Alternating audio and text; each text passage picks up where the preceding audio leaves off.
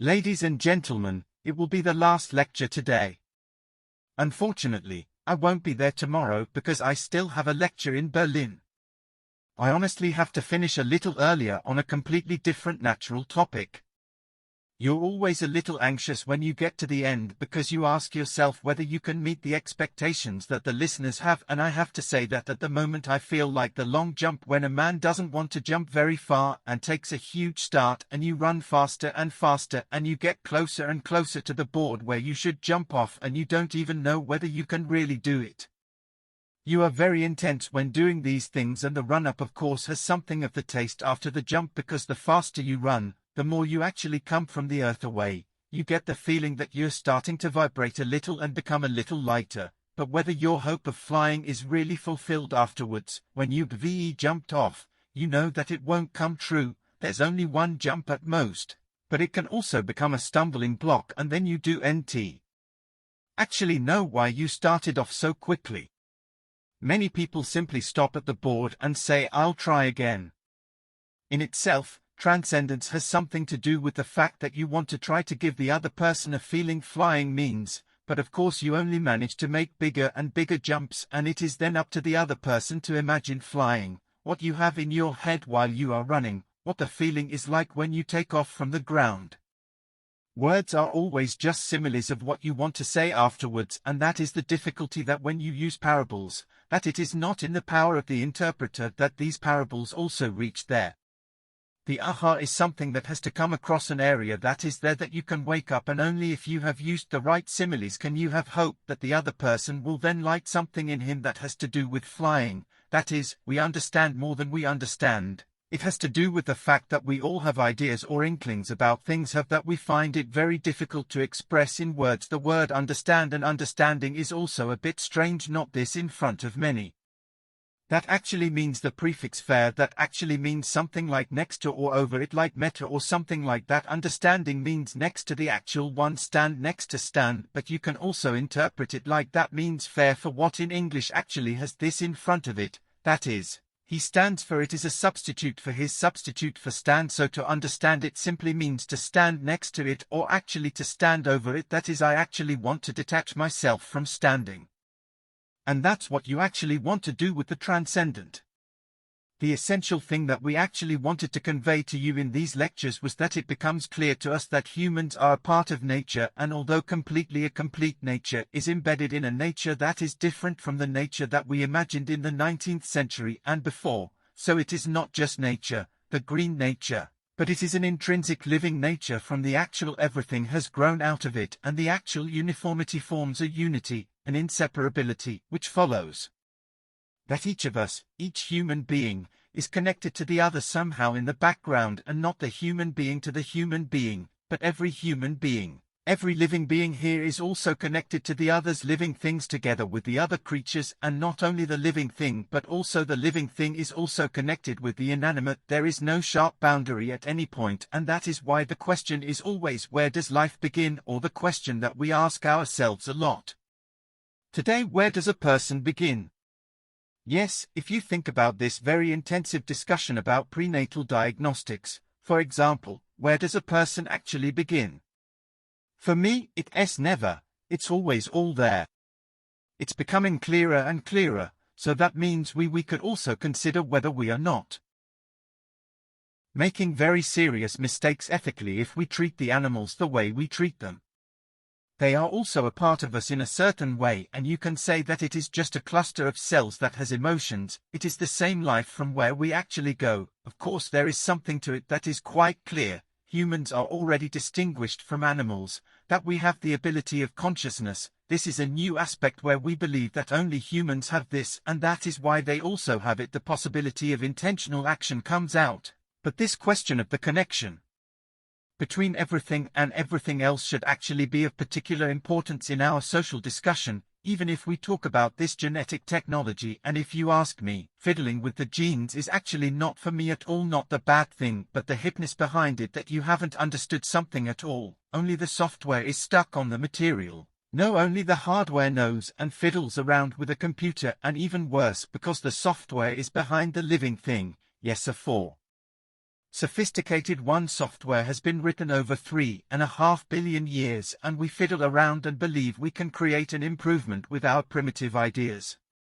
That's the exciting thing, and that's why we say stay away from these things. We can fiddle around, of course we can too, doing breeding and all that. It's not the question of whether you're allowed to do something like that or not, but how we do it is important, and we'll see later that what's really evil, so to speak, isn't what we do, but rather to what extent we do it. It is the intensity with which we do it, and also the speed with which we do something. Not that the whole development in nature is so slow, not because we are slow, but because nature is slow, but because it is much more thoughtful. It's because you're trying to make improvements to something that's already wonderful in itself. You don't just go there with a sledgehammer, but rather with very fine instruments, because you don't actually want to destroy the structure that you find. That's actually the question, so you have to ask yourself, defend against such things as prenatal diagnosis, and immediately not that this is actually the case, but simply this is another entry point where you can cause more harm than good, which comes from it and benefits especially for us, for the people for whom you actually believe that you are doing all this. We must also be able to experience these connections, and that is perhaps the interesting thing. We don't need to talk about it, but we can also experience it in life through an inner view that we have always emphasized in our entire tradition, this immersion in which we call this connected being with everything. And I don't know if you should actually express it like that. It's an immersion, it's another metaphor where I, as an outsider, immerse myself in something else. But what it's actually about here is a new interpretation of oneself, that itself is not coupled to another individual, but rather that in the view, in the deepening, in meditation, I can expand myself so that it encompasses more and more of what I am embedded in, until I finally encompass everything, and then I come to what we then come with denote the divine. That is, it is always the same thing, but because we experience it, we believe that it is assigned to us, that underneath it is written by Hans-Peter, yes, and that I, so to speak, and that is itself from one and the other, and these themselves meet somewhere. No, this distinction doesn't exist in the underworld at all, because we are all, so to speak, connected to the same sources that are fed from the same groundwater, so that S1, that's very important, so to speak, the unity of nature, but in a very, let's say, figurative sense, not the unity again. I already told you the difficulty when you say unity and I say the unity, then there are already two, because I say it, it's the unity that you feel when that's the whole thing, so to speak. The world doesn't become that's why I'm arrogant, that I'm the good Lord, no, but that's not what it means. To the extent that I do that, I lose my name's importance and I disappear in the process, which is why they are sometimes referred to as the teachers. What is actually feelings? I'm coming back from a scientific background because I built it up analogously, and I always told him this difficulty, that it doesn't actually help me much, but I find it interesting that things that come out of your thinking, so to speak, then make connections afterwards have to what we find in literature in a completely different way, which comes from within itself, and it is the analogy, or what do we have, the homophobic homophy, which in this case encourages us to say that it is not a coincidence, but this similarity of shape is also appropriate, so to speak, and it can also be interpreted in such a way that in our ideas that we then make at the end of science, after we have jumped, in science help us, we can't really do it, because we only have measured values immediately. We are already involved as a full human being who also uses his intuition, and that means we are already infected by the fact that when we make our theories, these theories also have the footprints of what then also the transcendence in them, how general, and they are that only religion can talk about, and then usually not much better than the scientists, i.e. wrong and deformed. And that's where we get to that when we're in science. Then we have a bit of that here. Mathematics then did, and I told them that we then came to the conclusion that reality is not reality. Basically that means it is already appropriate from what you know from within yourself, but is actually a reality that to me is a potentiality in the sense of something like a designed spirit. You could say it is spirit in the sense that it has no edges. I can't say the spirit leads here and then it gets dark, but the spirit is something that I can only imagine as a whole. But there is also a drive in it, there is also a will in it, so to speak, so that you can also compare it with a learner's desire to create. That is the potency in which to express this dynamic. That is nothing really static. I then also spoke about the elements of I called it reality. It's a new word. Just to not say that it's somehow __ or something like that you know from the computer, not things that I can understand even then, but somehow elements of the philosopher Heinrich Rombach, who calls them moments that he says these are an articulation of reality. It's like when I look at a picture, a painting, then I can direct my eye to a place. For example, the eye of the Madonna or something, and say this eye of the Madonna is part of the picture but not in it in the sense that it is a component, but when I look at it I see this detail, so to speak, embedded in the larger one, but I can also see it practically as isolated, but it only has its meaning in the context. It is a moment, an articulation, and moment I think it's particularly good because there's movement in it. It's not static, it's not something that looks at, it's something that triggers something in me too.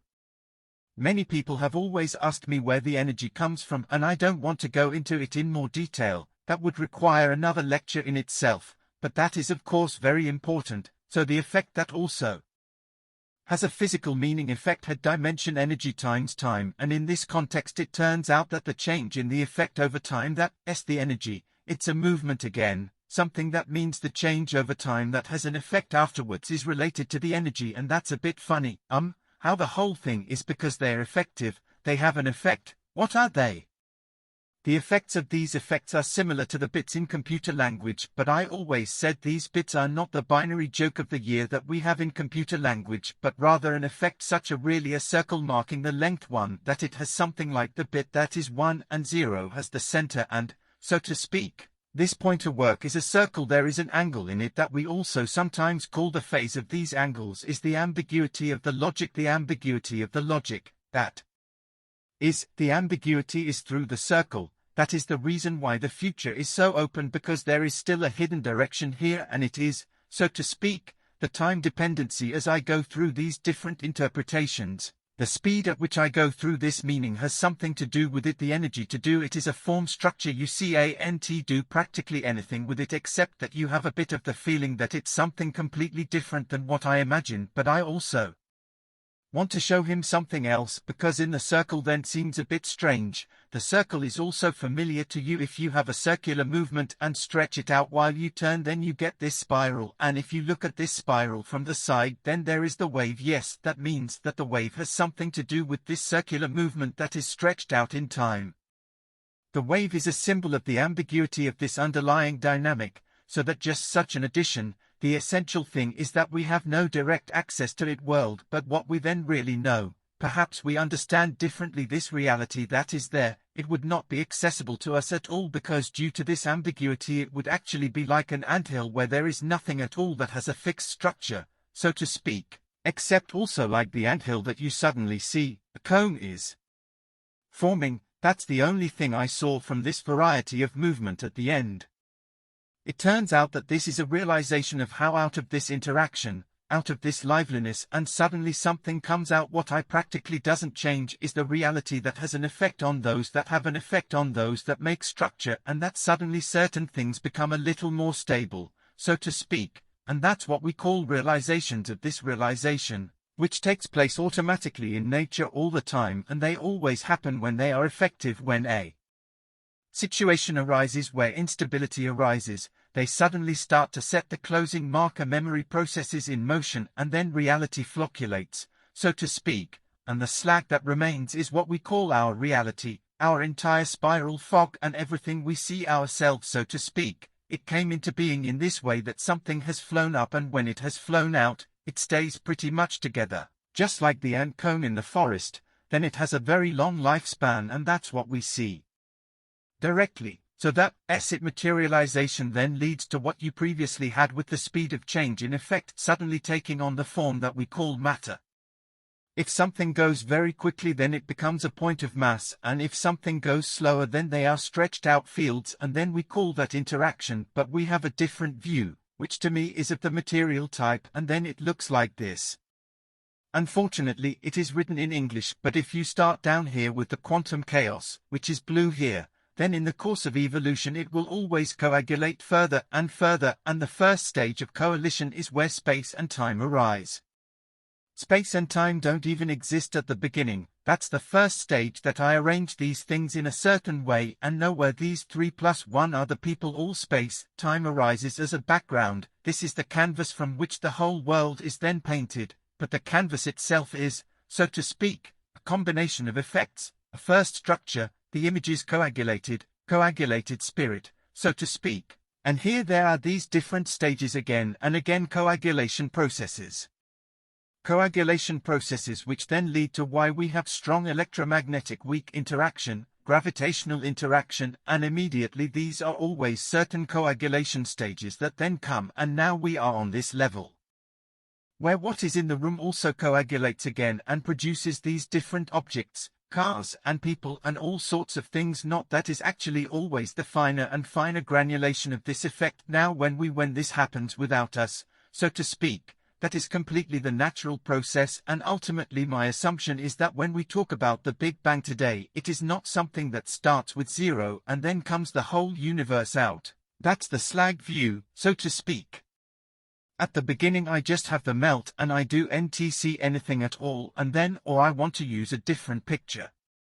At the beginning I have the supercooled liquid and there is a condensation channel. Once an ice crystal starts to crystallize and it grows into the liquid, it's the Big Bang because I only see the crystal and not the liquid. But something was already there before, but it won't change. Slag expands and has exactly to do with this coagulation process, and that's quite good. When it's extracted, then the classic laws apply, and then I'm very proud that I understand everything so well now that what happens naturally we can do that also do in the experiment. If, for example, we make our measurements about elementary particles, then you also ask yourself, yes, how do we know that an electron exists? Yes, what do? We take a gas, water vapor that we cool to below 100 degrees, and if I cool it slowly, when it cools down, the water vapor still remains. And if in this water vapor, no, I want to do it the other way around, I take water and heat it very, very slowly over 100 degrees, I can do that. There is water that is still water at 100 individually 102 degrees. If I now pass an electron into this water, then bubbles form along the path of this electron, that the bubble chamber, i.e.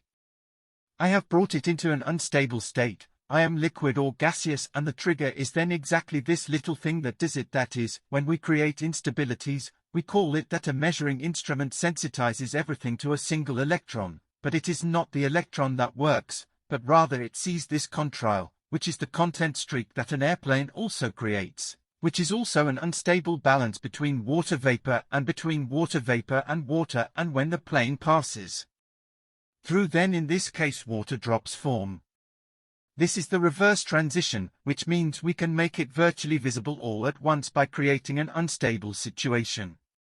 In this way we create a measurement result, and that we call facts, and facts we always have in our imagination. When someone says, so I believe in nothing other than a fact, and fact that you don't even realize that a fact is something that is done, and a fact is also a thing that is an act. It has to be preceded by the fact that it comes into being. They are facts, and facts are made by people that have nothing to do with nature. Yes, because I have to put in an apparatus, I get a fact. A document always means that things have to be arranged so that I can put them in. This clear language shows that human consciousness is similar to an experiment. That is, our consciousness is so that we as living beings apparently have the ability to bring ourselves to this point of instability, and suddenly small disturbances trigger these avalanches. It's actually an avalanche effect. I'm walking through a snowfield. I step a little and the avalanche goes up. I don't see the avalanche if I make a mistake, and I did a great job. What was important was this snowfield that was so very close to rolling off self and then doing it. I just have to say this little push of awareness that something is conscious awareness, because we need the word consciousness too, so that we dream all these things and crap and awareness, and that was also sensible. Consciousness is this condensation effect that something in this, in fact, Baden is expressed in a form of energy and is therefore also accessible to measuring instruments. So my guess is that when we talk to brain researchers, you will see this phase of consciousness, which is probably what we experience in conscious awareness, which then becomes an experience. We then call it experience. It's not just experiencing, it's experience, because we can also talk about it afterwards, that everything that has become experience can also be proven using measurements. These are real changes that we notice, yes, but it's very important to know that the roots the experience doesn't have to be an experience. That's our assumption. Every experience comes from a previous experience. Then we take the subconscious. We once thought something, then it goes under and is out of our grasp, but it's there and then it shows up again. I don't believe that an experience can come from experience, so to speak, a real creative intuition in this context. I don't want to say everything that comes to our heads is of this kind. Probably most of what we have in our heads is always just a reflection on something we experienced yesterday or just now, and especially today, where we all clog up these sources from which real experience comes. We only live on what we somehow absorbed and then stowed away, especially the things that we didn't process. So the lounges are like rubble. We sit there. We're all standing on large garbage dumps today, yes, and believe that this garbage dump contains all the information about civilization, but not in a very practical way, yes, but we just have to bend down and then something comes into my hand where I don't know where it came from, yes, but someone threw it out of order and immediately, and we have great confidence that we can get a very constructive knowledge from the dump and really get it. I don't think so, but I'll say a little bit about it later. So I believe that you can do all of this with your conscious awareness. It has to do with the fact that this can also be represented in any way in terms of measurement, technology, physical chemistry, or whatever, because I did say that before. The realization of the possible, the potential can be done in different ways. It can be more particle-like or more connection-like, not so the interaction comes out just as much as the idea that I have something that I can really grasp with my hand, in the sense that the electromagnetic field can be grasped in a classical way, changing equations, classical theory, everything is clear, causality and immediately, and also what I can grasp tangibly, the mechanics, and immediately that's actually how it is. But I can't put these two images together because they are just different manifestations of the potential one, which is neither material nor interactive, but in a certain way I used the metaphor. It's actually just a verb, old people's home, because the connection is actually the more general thing where the interaction comes, and when the interaction is,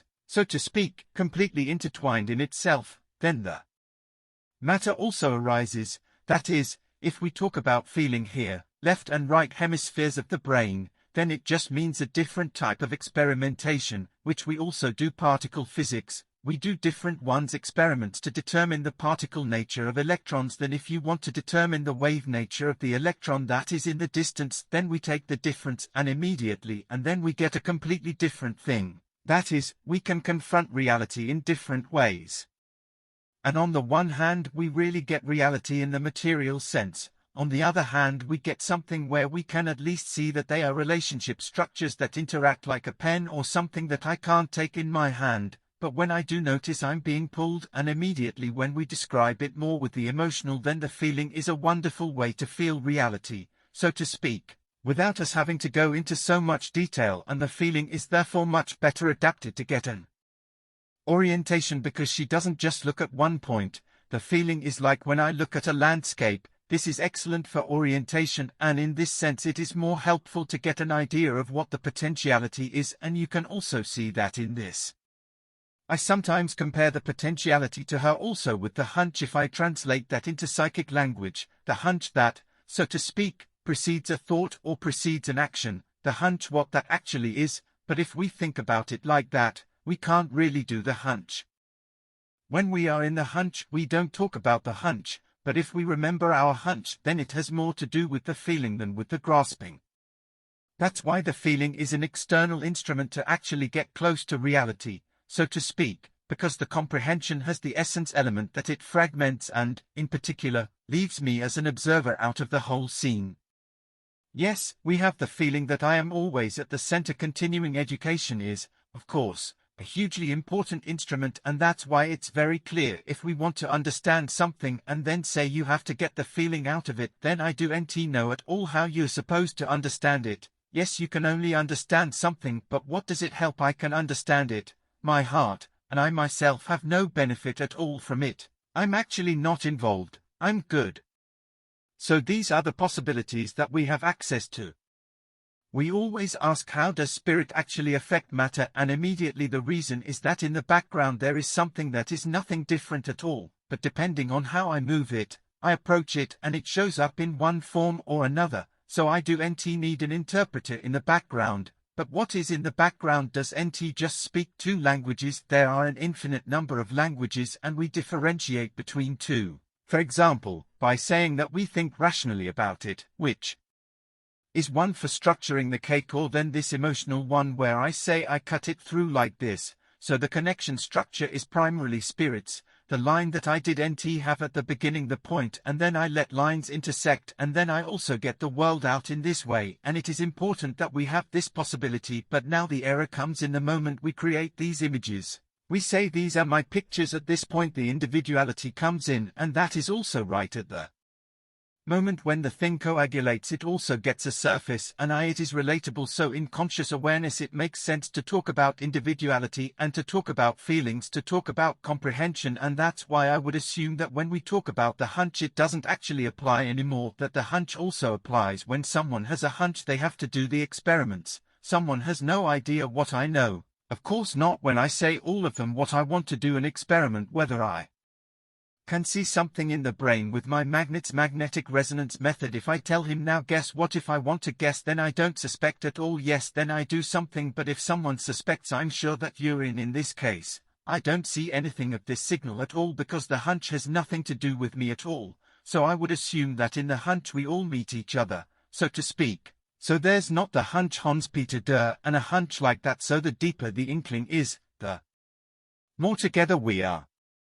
There is no longer any communication of a communion in the same inkling. We meet at the rare point that has nothing at all to do with the limitations of the body, not because the potentiality also has its tails wide on the outside. That means I'm a little thinner than I am in the whole universe, so my idea is a little smaller out there, but I can also increase my sensitivity and stretch my arm out in this direction, perhaps at a corner in New Land in York, and then have an experience. Yes, that is perhaps when we think of someone that we then do that in this sense and then actually experience communion and experience something from them.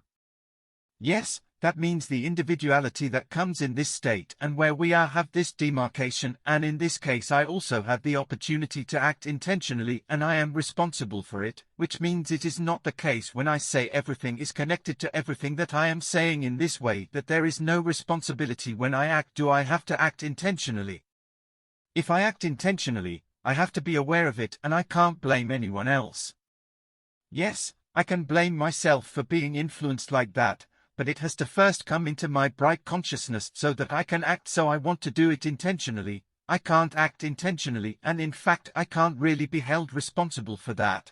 But that's why the opinion is always the request before you act. Think about it a bit and don't just do it. I mean, we can get into a lot of nonsense. So I really want to get to the point that is on the agenda today, and that is really the experience of transcendence. That is the experience of transcendence. That is also what you can say. That is what it is. The content of the whole religion is that's what it's essentially about. But I don't want to start with the religion straight away. I don't want to do too much at first because I've actually prepared well and I can't actually say much more than the things, so to speak, to generalize what I have already said, because I see in physics there is this potentiality of being embedded in a larger whole, the possibility of being myself, of making myself very big. So that is what I am doing through this. In this case, I first experience and then it's not entirely clear to me how I actually get from experience to experience, but I would assume that it is the case. If you really want to get something of the transcendent into your bright consciousness, then you have to do something, do something that has to do with a movement. My idea is always that when I'm underwater then I'm wet, but I can't see anything anymore. When I'm above water I see something, but I'm no longer wet. How can I say something about water? It's wet. Yes, I can only do that by being underwater and thawing quickly so that my face is still wet for a while, and then I say, so now I'm like that. It's similar down there. I forgot one thing before when I was talking about this. They talked about these works. You saw them. I marked them with this circle. I mean, you always try to get a feeling of what a work really is. An effect is something like a circular movement, and a circular movement is a vibration. That is, we can say that reality is effectively put together. It is actually a tremor of interpretation in the background, a tremor of interpretation from which the whole reality ultimately emerges from the beginning, which is the liveliness in the background and the way in which this trembling has the greatest tremble afterwards with the energy distribution of all these things, and for ultimately this variety. But at the beginning, when you see the trembling, the movement is already built in and there is nothing solid. The movement is the living thing, which is in there from the beginning and has it we access when we go into the in view. In this, when we come in here, we say yes. Also a potentiality I also forgot to say, we say in physics sometimes expectation field, but the expectation is already a bit contaminated, because expectation is something that I believe there is a goal in the distance often that I have to wait until it comes to me or I get to the goal. The word expectation and longing is that something is pulling me in that direction. Otherwise you could also say potentiality is like a longing. It comes so similar to the word of intelligibi from Aristotle, that something pulls me where, but it is not from that it pulls, but it is more that I move there. That is a dream, and not so much I experience all of this practically in this in view, where the self is the self, which is actually more the experience of participation than of a community, a participation in something that I can't say anything about because there is no witness, because I experienced it. I sent everyone away who was observing from the outside, and that is the reason why in the Buddhist tradition we talk about emptiness, because if there is no witness then it just looks pretty empty, but it is the fullness, because when I really hang in there I have the feeling of devotion and of immersion. Then you get this very strong feeling that has nothing to do with the teacher. Now this inner connection is ultimately the basis of our communication, and that is always a great comfort for me. Sometimes you despair and say, my God, what must I think you have to teach all the people how to be sensible? I think that's a completely wrong approach. We don't actually have to teach people anything about what is sensible. They already know that, but access to it is buried, and of course I see that as a big difficulty in a civilization that does nothing other than fill up our unconscious with all sorts of rubbish and find a source where reason actually bubbles up, which is very difficult because this reason is a very quiet signal. How can I actually provide these signals based on this learning? Listen, that's very, very difficult, and I think that's a big obstacle, and I don't know how we're really supposed to solve it.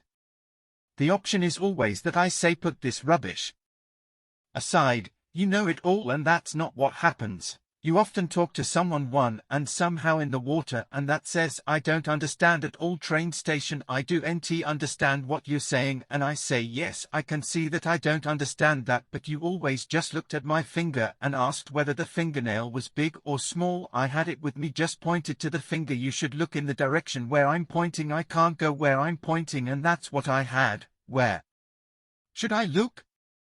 Oh, don't you know that I've never experienced anything beyond the finger? Then I'm really in difficulties. That means we have to get all people to know that there is more than what I can really reach with my hand, and then I can start to interpret. Then my job as a teacher is not to explain, but to point in which direction someone is going. He has to watch so that he can supplement it with his own experience. So it's more like me. We already have a radio, but I don't know which station to tune to. I want to hear really good music. Yes, and someone says so, I just listen to noise and I can't get it. Yes, then I can teach him where to find this station, and then this good music comes out. As for me, good music is not, then it has nothing, but I don't start watching. Yes, it's just he is connected problem, and I don't have to do that, teach them, because they get it from their own experience.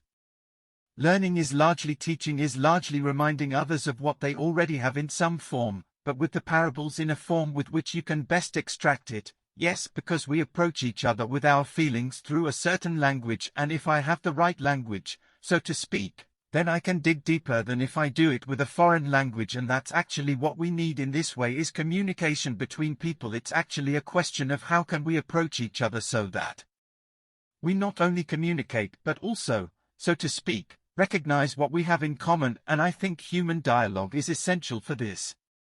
I don't think I can handle any intensive transmission via email and the internet and online, and immediately that I could manage it. I didn't need it either, but for me it's only when I have a connection with someone that I can just like write letters and immediately use that as a support, but not to first create that fine touch where we say we are on the side wavelength. i.e. the same wavelength. Wrong again in the sense because I'm thinking of a resonance again, but we have arrived at the same place, and you can benefit from my knowledge by telling you when you are in the place. Then I'll show you a few other things.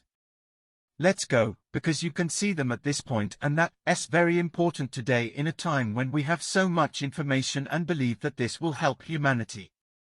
First of all, it's actually just a data collection of information is already an advanced form that we can then categorize the data a bit and immediately, but that doesn't help at all if this information doesn't become informed. That is, it has to go through me once for it to be of any value to me.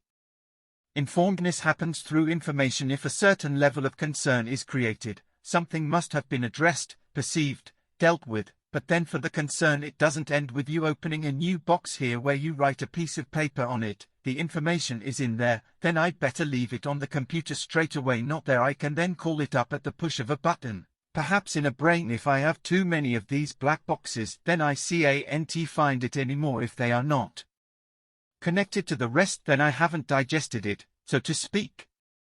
Digesting it into the information means embedding it in what is at hand for me, so to speak, as making it a part of what. In this sense our knowledge is not a bag full of facts, but knowledge is actually always a unit with many arms that hang out with special knowledge, and I can immediately pull in any arm, ultimately get somewhere else, and if I have that, then I have an informed, then I have an orientation knowledge, and this information knowledge then, so to speak, arches over to what we call wisdom, which has even less concreteness, but which really represents the idea. So to speak, a topology is I'm in a landscape and I say I know it, and I can't say what I see, I just know that's where I'm at home. I know my way around, and if you put me there I'll only be able to orientate myself where I am. I don't care if you dropped me with a parachute. I look around and I recognize it, and then I start running. Yes, that's actually the training. That information, informed knowledge then ultimately leads to wisdom, and that's exactly what's not happening today. We're going another one. We go down a path that leads to information, yes, and then we come to a knowledge, but that's actually just available knowledge, which I would rather describe as know-how knowledge, which doesn't immediately focus on orientation, so to speak. But what can I ultimately do with it? Just act still. Thought in the sense of doing. Yes, the human being who stands outside of nature, he is so outside of nature because he is the divine, and by the way the tools and material with which he handles the other way of thinking does not allow one to act in the other way of thinking is actually doing. Doing means not doing. Doing is very patriarchal. You dictate what has to be done, processes are triggered, and that simply means that you have to obey and immediately do something else. Doing something else is actually a dialogue. Every real doing creative action means that with what I do I also do the material. I take a piece of wood so that I enter into communication, and I wait for the workpiece to give me signals about what I should do with it, and not that I say here I have a knife now and then I make a city outside, or something that Michelangelo once said. It's not like I had a block of marble in front of me, yes, and then I start to carve it out with the chisel so that I have a David behind it. No, I look at the block of marble and I see the David, and mine the whole task is, so to speak, what is outside of that, so I can free him, so to speak. That doesn't mean starting with communication, and that's why the experience is completely different. You don't try something that also works with our scientific work. You know that when you really get involved, if you go in and do put your ego inside out, but listen to what you actually want to do, a very intimate connection is created that is just like a dialogue, and then suddenly you get to the point that you say it worked, it worked. What is that? It's not I made you fold. Yes, it's an experience for me that we hear. It was actually a cooperation, that two things that were actually internally connected to each other came into a new resonant structure here, and a new one was formed, which then just this one new work is. Yes, that is, so to speak, the way in which real creativity actually happens.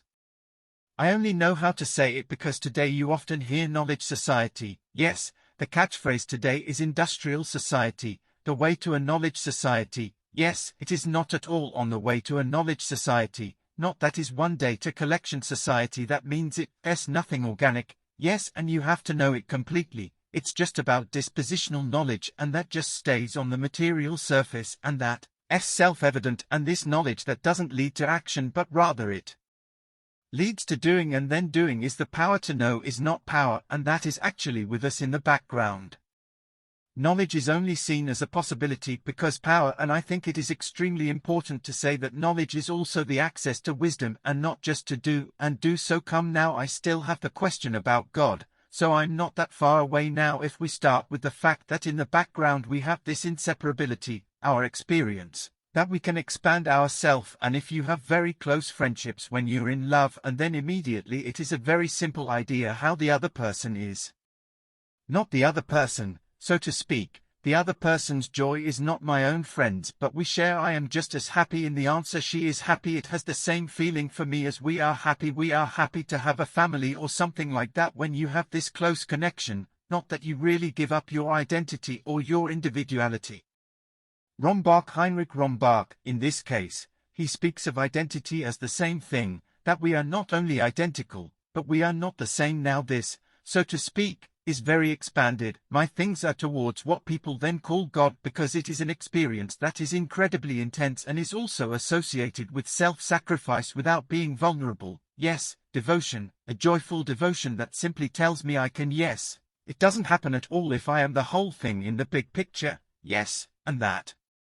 People like to coin a word for it and then call it God, but that's where the big danger is always in the naming. It happens again that I see myself and God as something different, and that sounds very arrogant when you say yes, I should act as if there is no difference. No, that I just fit in and do this out of this feeling, that I don't make this distinction, that I do put it at the front of my mind, and that's why it's quite understandable that many religions simply say that means don't take a picture of me. That's really an important requirement. Not the moment I name it, I bring it down to my level, and then it will this God to a person that I now believe I could have a dialogue with him.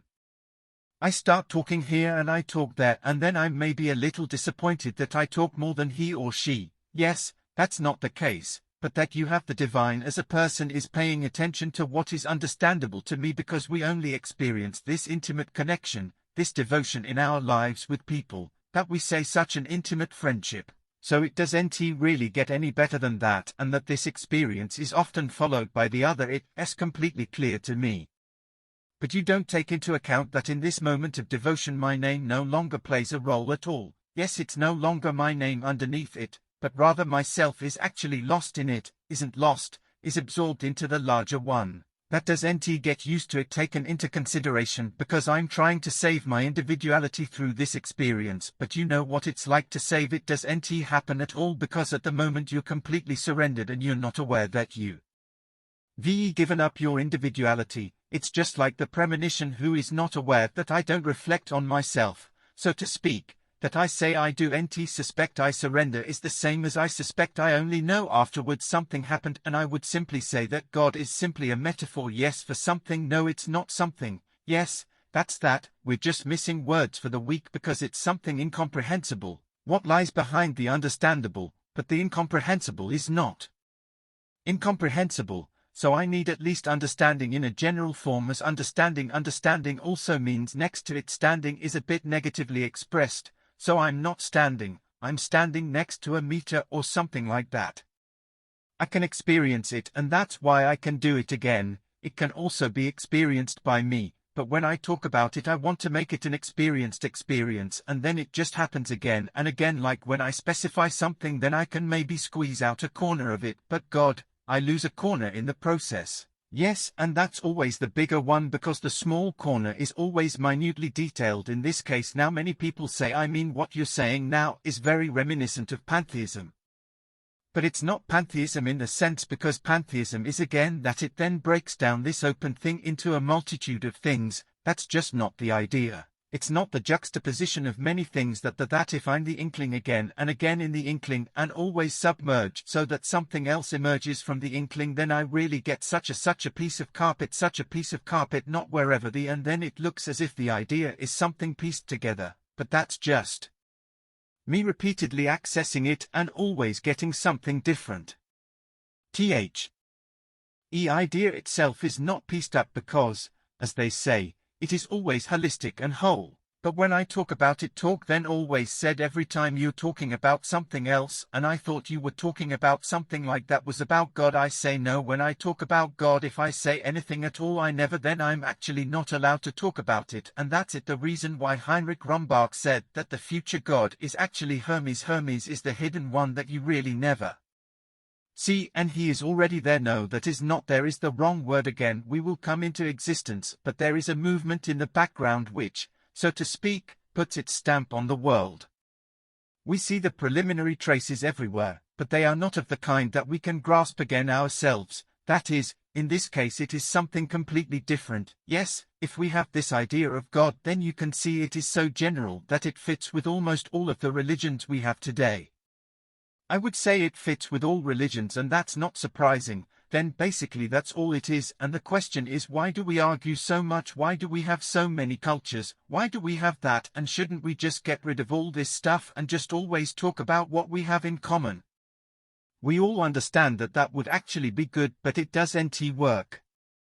We're also learning a language, although we know that our language is not the most important, another language, and it is simply that we have to live in this world that is now marital, and that there is something else in the background. It is all well and good, but I have to deal with this world now, and that is a reality, and I have to orient myself in this world. Yes, and for that I need a language that allows me to act, and that enables me to act, and acting now really means what I do with my hand. The dumbbells also have to do with the gripping hand, and the hand that grips the language is now the two-valued logic. There is the yes and no, and the act of creation is that I do something that is in this scheme. I decide this or that to make your hand infinitely clear, then to act not at all. Yes, that means the real creation has to do with this clarity. So again, the action that has become important, especially in the Eastern tradition, does not see it that way in the Oriental, where it is simply about knowledge. I don't need to act. If I don't have to act, then I never grab the open hand as a symbol, because every grab means I separate a part that I then travel out of the context.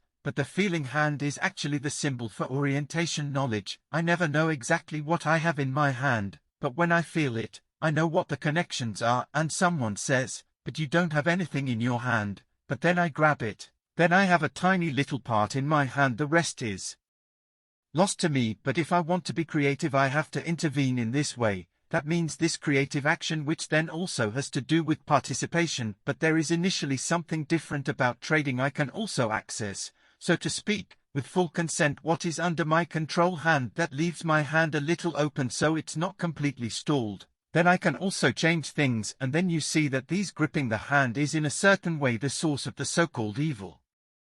For me, evil is not the evil I am. I want to say right away, so-called evil, that's why diabolo, it's the splitter, has something to do with separation, that through separation they really destroy something, even if I take something out of context. That's why every creative act is actually a disruption of the system as it is has worked out properly. But now comes the important thing. Why is creativity, so to speak, so praised by us, and my things are also included in the creation plan, if I should put it like that? It's because if I intervene in the system, it hurts it. Now healing processes are taking place, and these healing processes that try to close this wound generally not only close the wound, but they try to minimize the damage, so to speak, and in this way I come to a change from what was before, i.e. to the disturbance of the subsequent healing processes are ultimately the reason for the evolution of new changes over and over again.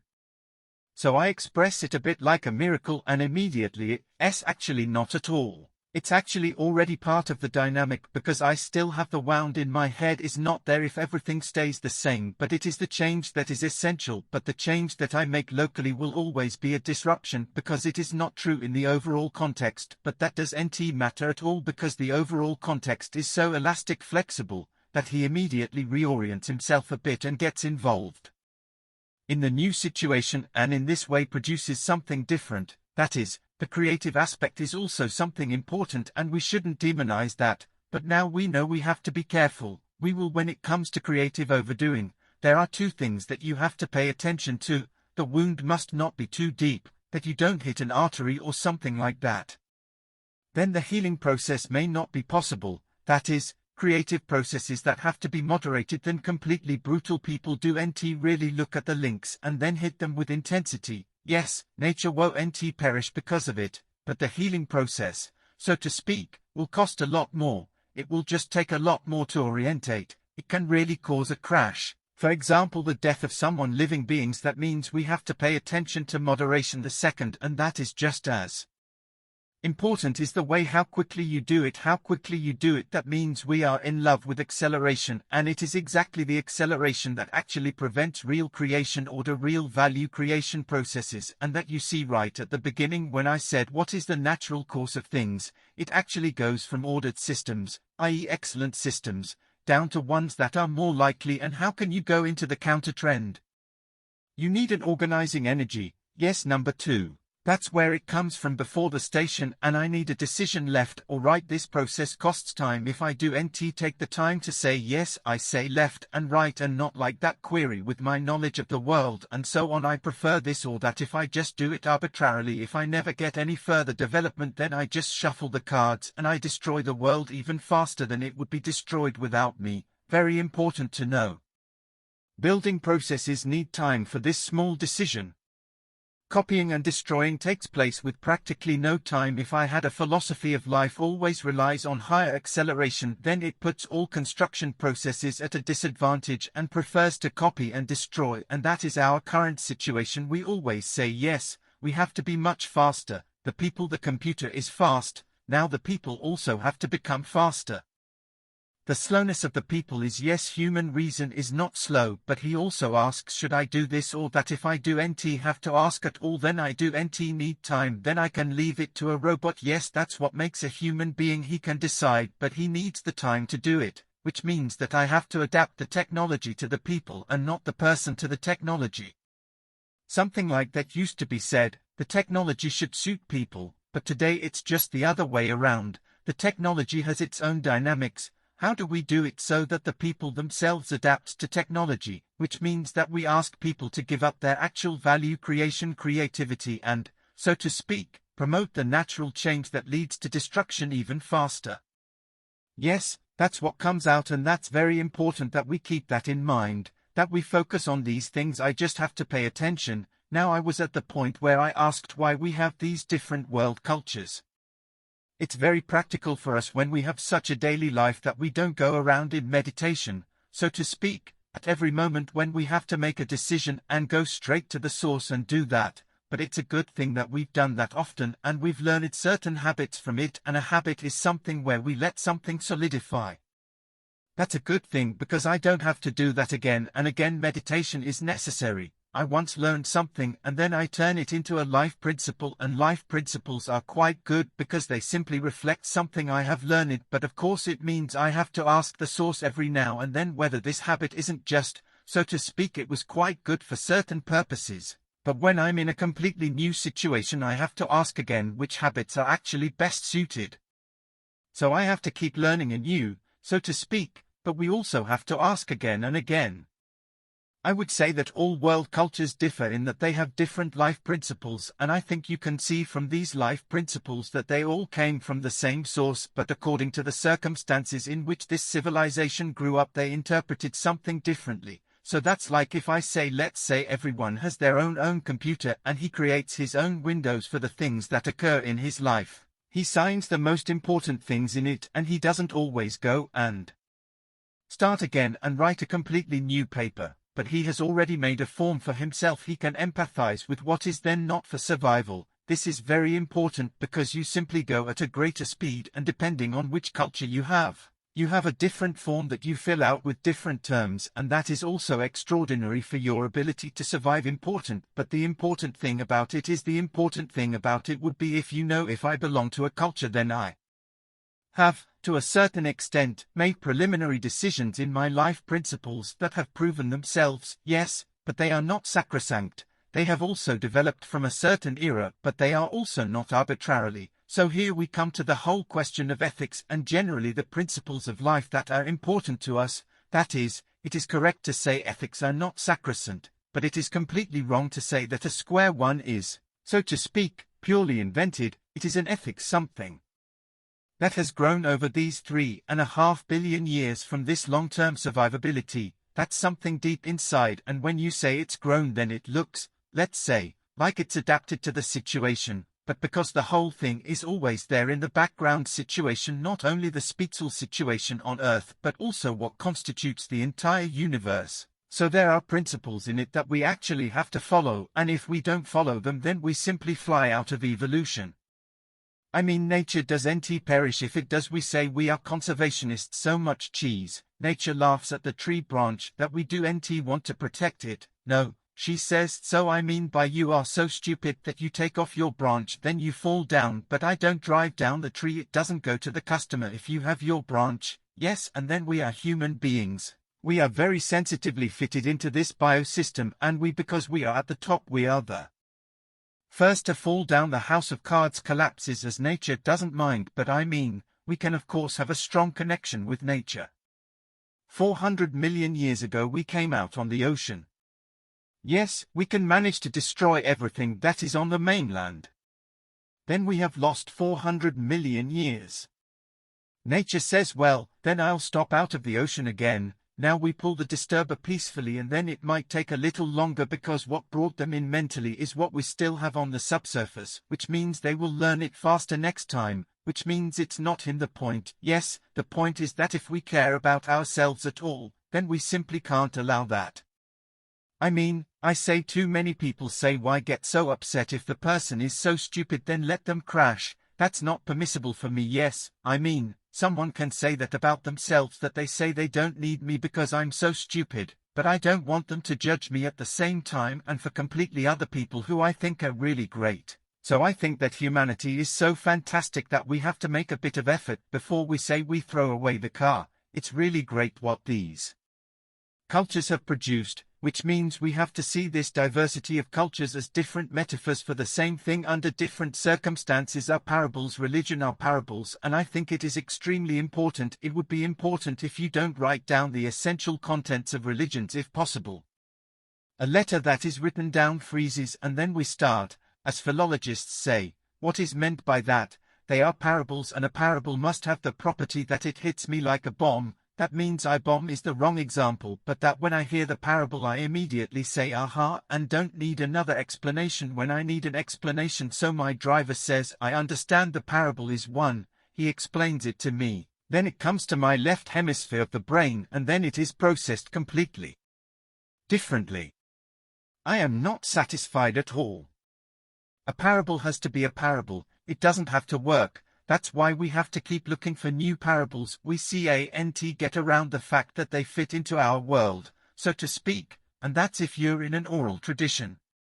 I haven't been to India for a long time, for example, where it's necessary that parents can read the old Sanskrit test to their children and understand people's self-understanding. When we read the Bible in Catholic in Latin, laughter. I was just thinking about the Pope, who is so against ecumenism that when the parents carelessly tell their children about it in Sanskrit, they don't understand it either because it's his father only had Sanskrit read to them that he then explained it to them, that in this explanation he passed on his memory of how he received it from his father and what remained for him as an experience, so to speak, as an aha experience, and passed it on for a long time, talked to the children until this aha moment comes, and then in the oral tradition there is a clear change, so to speak. But what do we do instead? We write it down and then we stick to this letter, but I think we should create this other world, conceive religion in the same way, whatever they are. If something is completely incomprehensible in them, then it should make you particularly curious when you say it comes in an idea, it doesn't appear in my language. Just like when you hear a foreign word that leads to it being mine, there is no language that when you immerse yourself in another culture you suddenly feel the limitations of your own language. We are not able to easily empathize with the other, but we at least get to the point of saying I understand that the person thinks it is different, and probably different buildings just as consistent and consistent as mine, and I don't just want to tolerate it but respect it. Every time he or she speaks I'll listen very curiously, maybe I'll get a little more out of it, and then we'll get to a world culture that's more than the sum of the individual cultures, and not that we say we have to adapt to a culture, and that is very important today in the context where we talk about globalization. Globalization is good, but not in the sense that we give up this differentiation, because there is differentiation in it, a great wisdom, and constantly reminds us that every special way of speaking, although it becomes more tangible, is always at the same time deformed, and that I always have to know that by saying it I am deforming, and I have to become aware of it, and it is very dangerous when we meet people who say, "My God, what problems do you have? I do not need all these ideologies, I look at the world as it is." These are people who don't even notice that they have completely deformed it because they are made so primitive that you know your way around it and then believe that they do whole world just because they can explain themselves, but that is exactly the part that is completely unimportant. It would be interesting if I learned to understand the part that I cannot explain, and most people don't even know that. That means they are the dangerous ones. Yes, they say I don't need all that, then we get to this fundamentalism. Yes, they then try to make it more tangible.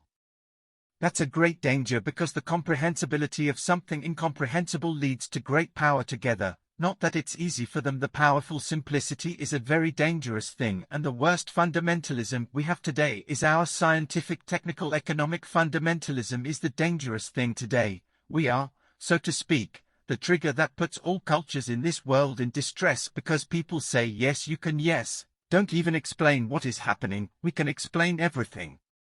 No, we can't explain everything because we don't know everything yet, but we are in the process of explaining everything, and we only need the good Lord until we have completely conquered our ignorance, but we are working hard at it. We have more and more scientists, and in the end we don't need the good Lord that they haven't seen that it can't work that way. That means we need this diversity, and we should be happy like that. How we are also satisfied that we have different languages, because in the end languages cannot be translated exactly. If you also listen to Indian languages and Chinese languages, then you will learn from them. There are already encyclopedias on how to translate it, but there is actually none translation. But if you can guess one or the other less, then you can see what wealth is there, and in the end it is not at all incomprehensible to us. Yes, because in human society we have understood it. Yes, if we think about a global society, for example, let's not say let's break down all barriers, but rather we respect the individuality of people, the dignity of people is inviolable. We suddenly have to realize that we get much more out of a group of people where everyone is unique. Yes, and yet everyone's idea of it is wonderful, of us is unique, and it's good that we are unique because then, in interaction with one another, we can gain a flexibility with which we can explore a much larger field of reality than if we all thought the same thing.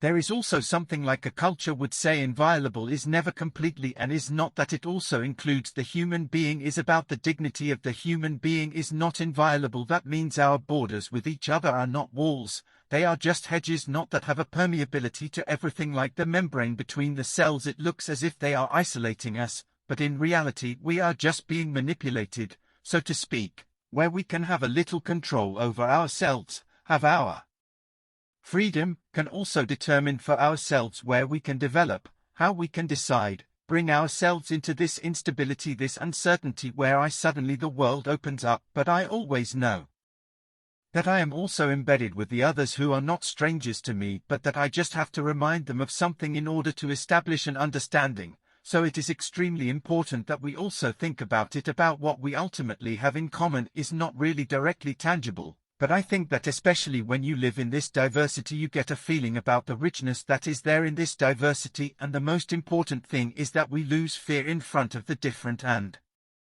this is again connected to the fact that we ourselves realize that precisely at the points where we feel most insecure, we are actually the most humane. We suddenly have this freedom of both sensitivity and the possibility of action, but we definitely have to learn that in this point of uncertainty that we don't fall, so to speak. I said that yesterday, that there is dynamic stability. We can constantly fall when we walk if we are caught again by the second leg, and we have to do that somehow. We have to get that feeling across, and that's exactly what we're missing in a world that intensifies everything and leaves no time for balance, to feel what it's like to stand on one leg and how I wobble back and forth, this moment of hesitation, holding still. For that we need solitude and trying it out to know when we sway back and forth. It's a strange feeling, but it doesn't have to be the feeling of fear. But here I feel myself, and at the same time I feel at home in the human community. Thank you very much. If a lecture like this works, then it depends mainly on him. I thank you for your attention, because a connection is made here too. so that you can speak more easily and it's easier to find the words with which you can express it, and it is actually just what we have actually achieved here together. Thank you very much. Applause, microphone in, or also so that I would like to thank you for establishing this commonality. Thank you very much, and that we can participate in your knowledge of wisdom here, and I believe with these few I don't want to add any more to the many things that you gave us. Unfortunately, I couldn't always be there, and so I'm glad that it was recorded, and I'll get these cassettes later or tomorrow so that I can bring it back. Of course it's here a unique experience and a unique event that they create, but I think you can also get it again later with friends, with others. So thank you very much for the third time. I think you were in Linda now, and probably not the last time, but it has to be, you decide. Thank you very much. If anyone wants to discuss a little more, I don't have much time because I think we still have 20 minutes. But we want to officially conclude it now and maybe find some people who want to stay there and still have questions, because the question asks the answers to the questions. This time the wait is too short. Sometimes it's a little difficult to connect. Please describe that everything always goes faster and faster. The acceleration is growing. The acceleration is growing. How do you see that in the overall context? So if I see that as a physicist, then that's for I see the avalanche syndrome as something that is always bigger and faster. It's an avalanche rolling down the mountain. That means our big mistake is that we see the avalanche syndrome as an indicator of progress. So that's how crazy we are in physics. It's the sign of the needle catastrophe, because you ask yourself, when something gets bigger and faster, that's just like a runaway solution when we see instability in physics. So I misunderstood that everything we have in the world to stay in balance, because the sensitivity is for that people need the most important force and against forces. Now we have defeated the counterforce, because we did not see that the counterforce is not the enemy of the force but stabilizes. Now only the force works, and the one-sided forces mean that we now get exponentially growing processes instead of this. Oscillations are not just a sine curve where you have exactly this change of force and against force, and we are still celebrating about that. That is, the progress of a society on Earth is measured by how fast it is, how big the avalanche is that it has triggered. And everyone runs into avalanche fields because of course the feeling of success is great. Small effect with my shoe. I ran into a snow field and I triggered an avalanche. Yes, that means it is again this power structure that is here in the background. Yes, I might have said that are supposed to have a connection with the religions, and I'm very curious about the new book by Carola Meyer, who also examines this religion here. I mean, it basically characterizes today's world religion. When I talk about things like that with people who are really deep, then I know not at all why we argue about it so much, but this world religion has a superstructure that has to do with this hierarchical structure, which is again dependent on the patriarchal structure of our society as a whole, which then has also developed power structures that, so to speak, want to prevent all of us. Please go to our own source. If you need something, then please ask this gate and pay a little something so that we can translate it for you. Yes, that means there is no consent at all, that we actually just need to be awakened to all this wisdom within ourselves to have it, but we want it to be dictated, but the dictate is not good. Yes, it is much more important that we discover it within ourselves instead of that we'll formalize it. Well, I have nothing against it if you have something like churches and something like that, but I would say let's get rid of a little bit of these dogmatic things, let's leave it out, but not so much that we put everything into perspective. There isn't something that is firmly convinced in the background because of all this genetic technology. We can say there are ethical principles that can be formulated in a completely different way. If you would have to get rid of my things, then we could live together much more peacefully instead of with these power structures that we have developed at the moment. Yes, and that means I don't just need a braking mechanism for things that accelerate. But how can I introduce damping for most things? Most people say, where does the counterforce come from that absorb these enormous forces that can believe at the moment that the economy is running out? You shouldn't blame economic wages because they have entered a vicious circle, and when you talk to them then say that it's not me, it's me. The reality is like that, and they don't realize that it's a vicious circle, that their actions come back at you from behind as waves of fact, and then they say how do they react? It's actually a vicious circle. There are no longer any actors, but we are not in the devil in it, and it reinforces it on its own, and the question is how do we get out of it? where do the counterforces come from to counteract it? And that is actually difficult. Many say it is hopeless. Yes, hopeless, perhaps, but the main counterforce is that we all have knowledge for 3.5 billion years have within us that have brought us to the point of 3.5 billion years. We didn't do it so wrongly, otherwise we wouldn't be here anymore. It can't be that there are 2 generations and so on that can make us forgetful. Yes, but we have become forgetful and we have become forgetful, and the psychologists should examine my things if so much rubbish is thrown at me every day. So for me rubbish also means, let's say, trivial things on the head for which are not really wrong. So a normal television program, not every 40 seconds of a new thought, never carried out, always just so beautiful. On the surface, that's what it sounds like. It sounds completely unreasonable because paralysis hits them, that they don't feel anything at all anymore. Yes, they don't feel themselves anymore. I have difficulty calling my table group, so I always say my round table, because I have like 7-8 people in me who are down with each other and have guests. I already know you depending on what wish I have when I approach one or the other and say, help me get through it, a little bit of perspective, but that I don't even have the round table anymore. I have a room full of noise and I can't hear myself anymore, and I assume that others feel the same way. That means I think we have to do something about it. It's not like the media is telling us that wrong, but that they babble too much.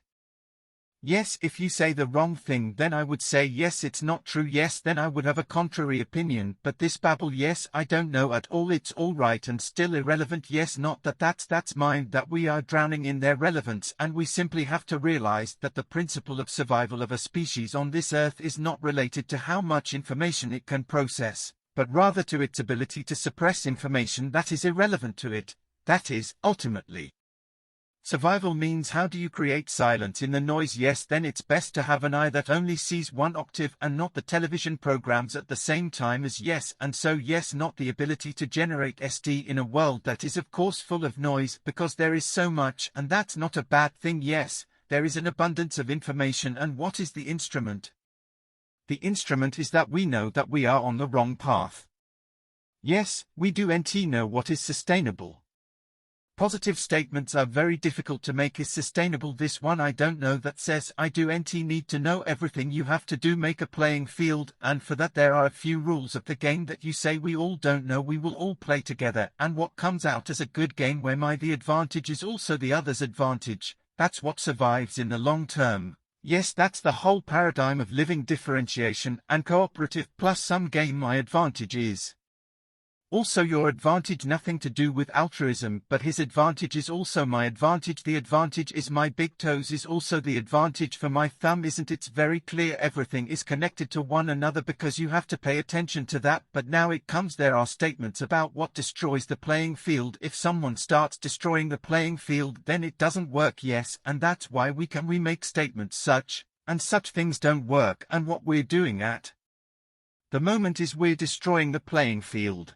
That we're destroying human solidarity, where we say everyone is unique, but not just unique, but you can play along, and if you can do one thing better then leave at this point and the other is better, but there is no one there who can't make a contribution, who can't participate. That is the playing field that nature has. If someone says only someone who has an Olympic medal can play, then we are on the wrong track. Steamer, yes, and in itself the democratic principle in this case is also laid out correctly. Yes, everyone has a vote, but it is much too formal. It depends on participation. Yes, and I have no interest in switching from the state to the economy all night long. The sovereignty of the state, but it is the sovereignty of the people. They are the only ones who have my vote, and they don't have it because the politicians don't listen to me at all. But if you say the economy, yes, we have much better access to the people. Yes, we look, because the eyes read their wishes and we try to realize them. The tendril is really yes, even if they do that.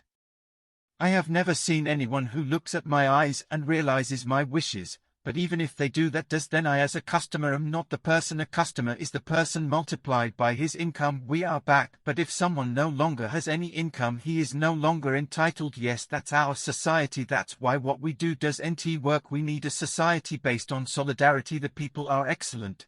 They also have the insight. I just need to call them up. Yes, yes, key word, silence in the noise, the only moment where there is a natural principle, where you can't dream of a TV in your ear, and you can, key word, the silence in the noise, yes, the silence in the noise. They said this key word beforehand, and the only moment where this is given in the natural principle, where no other person is shouting in your ear, but you have this internal dialogue with yourself, that is the dream. They have touched on it several times. A little bit about me. I'm incredibly interested in what you think about it. That's the phenomenon outside of time and space. That's the phenomenon where these metaphors are present in our lives. What do you think about that? Yes, that's an interesting question. In which spaces do we think? I don't know. I counted the dimensions in my room. I have the impression that it doesn't take place in our room, but rather it is a structure that is much higher dimensional, where things that are actually contradictory in our room live next to each other, so it is an intertwining of experience and not a juxtaposition of experiences, so it's not like my screen on the computer where I have the window open and then look, but it's actually practically on top of each other. That is, every dream resonates in different emotions, so to speak, and I can either dream like that or like that. Dreaming the movement is wrong again, but I mean only I can, depending on how I indulge in this dream. I don't know what that means because I don't regulate the purchases, but the images that you dream that my things are much more dimensional, and when I wake up afterwards, yes, I mean, I'm always disappointed when my wife asks me what did you dream, then I say something and then I think that's really low. What I've just told you was much fuller, and I'm alive also out of this dreaming. My physicists come up with things that come to mind that, so to speak, I told you that a hike in the mountains suddenly has something in common with the solution. It can't be this room because they have no contact with me at all. I don't know what it is. It's more of a holographic thing. It's not sharp in the sense that's why I can't really grab it, but it gives me a feeling that something is giving in that direction, and when I wake up and then walk in that direction, then I'll get something, so to speak, then also has a tangible form, and I am very influenced by such ideas as when I wake up in the morning I am full of ideas. Yes, so try mine. If it is still in the shower, then it comes out a little bit. If someone asks it, then it is straight away again. It has to be something slower, yes, and the water that splashes down on him, yes, that somehow makes it appear better. But I think they know more about dreams, but I think the dream is a very important link between intuition, and that the intuition presents itself in front of me in a form that, so to speak, also corresponds to reality, so it has a bit of an interpreter function because the intuition is probably even more open, so to speak. Yes, you said 2 days ago that you came out very openly with the question of why is there actually something and not nothing. Yes, and then they noticed, yes, there is something that doesn't exist at all. That means they talk about this idea of how we experience reality, so to speak, the yes existence of reality, which is somehow reminiscent of the Buddhist idea that this world is just an illusion, deception, and according to the definition, everything that can change is not, has no reality. I would be interested to know according to which criterion the predicate sees reality. One could not say that they are simply different views. Their say-so subatomic physical view makes something else appear real. Our everyday view makes something else appear real again. No, there is a much lighter responsibility on it, and that is, it doesn't matter if you ask if something is a fantastically good description of reality. If I don't look too closely, it is if I take my physical formula, and so I do use them for the details, but I use them in the middle, so to speak, over 1 trillion times 1 billion different entities, which is exactly what comes out. Yes, we have terms for something. Yes, you can ask me, is there a city or doesn't it exist? Yes, and the mayor says of course there is the city that I deal with every day. Yes, and I say it doesn't even exist. When I look at your city I see houses and people and so on, but of course there is the city. When you have a city day, then you have people who only talk about their cities, and that is a sensible language, that they don't talk about the individual people. That means the totality of reality, the totality of works is something which we call something, yes, and we can do that in take your hand, so you can drive your car even though the car only exists as a whole, but you do drive. Only these works in this bag, they simply act as a bag full, and we call that something, and you can just talk about your feeling, and they don't care what's in the ticks. They are just putting their bags on the market here, so to speak, and they don't count what's in there. Yes, we have to see. Our whole language is, in the end, always approximations, and it's good that we can simply find a word for a complex thing, yes, and so don't let ourselves be alarmed, and that's what I might want to say when we say today that we are poor sausages today because we have to live in this complex world. The world has always been complex, but why is it?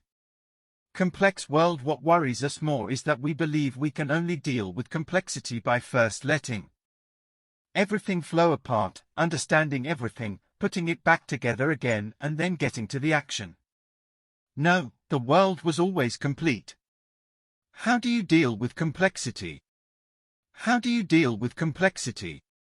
Thing and says at first I don't understand anything at all, but that doesn't matter to me. That's wonderful. If I understood, then I would be the good Lord. Yes, but that doesn't matter to me. But I have the gift of what I don't understand to see 3-4 things that are relevant to me at the moment, and I have the gift, and I look at them and I act with them, and then I get through life, but not by saying once and for all I will get rid of these 4 things, and then for my whole life it is the 4 important things. That means dealing with complexity, seeing what is relevant in every moment, and always checking what the 4 relevant things are. I leave out another one and add a new one. This flexibility, so to speak, follows up, and then they get along wonderfully, and what they leave out you just give them a name and put them in the corner. As long as they act, let them say that in the corner that's not relevant, so I pretend it doesn't change. It changes, but I can act as if it doesn't change.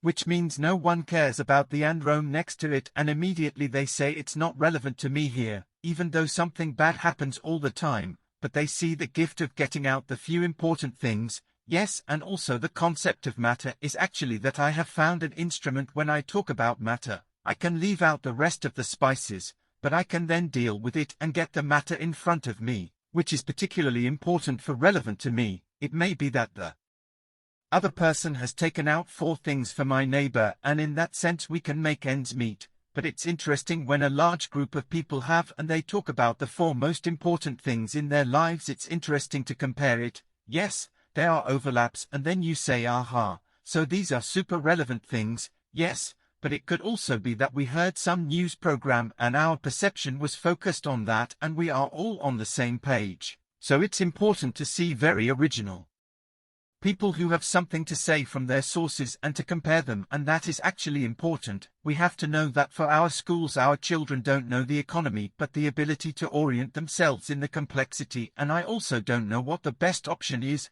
How can we teach someone with just a few actions and little effort? She looks at it and just looks at what's more important. Everyone asked, what's the important thing? I do know.